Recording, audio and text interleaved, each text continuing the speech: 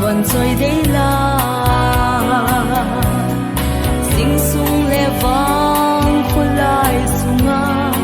na hung pa in mel hoi selin sing sung le pakai lung thai na i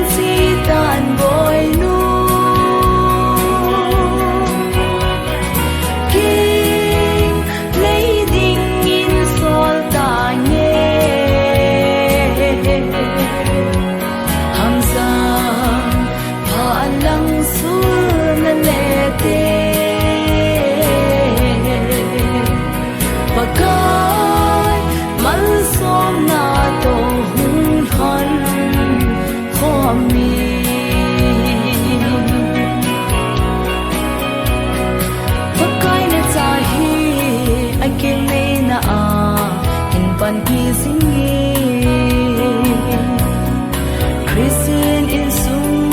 nom ta hi hen van gam sut na lam pi hi hen sing sung le pakai lung thai na i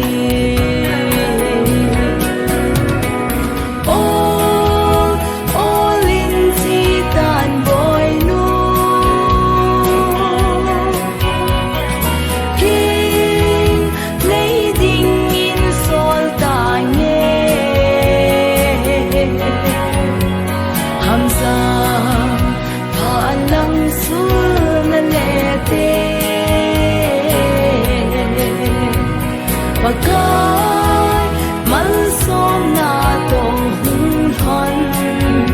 khomi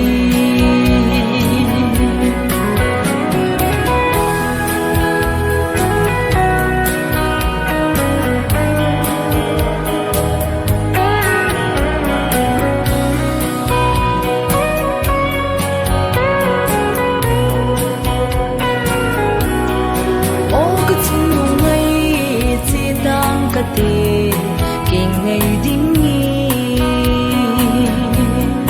cả tôi đón lại luôn lệ dòng lệ là thu hình nên buông cả te sing sung lệ pakai lung thay na i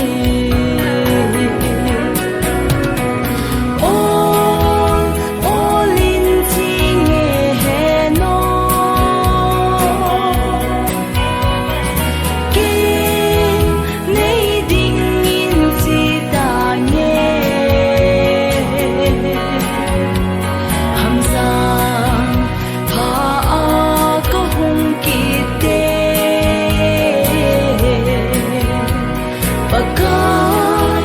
mal som na to hun hon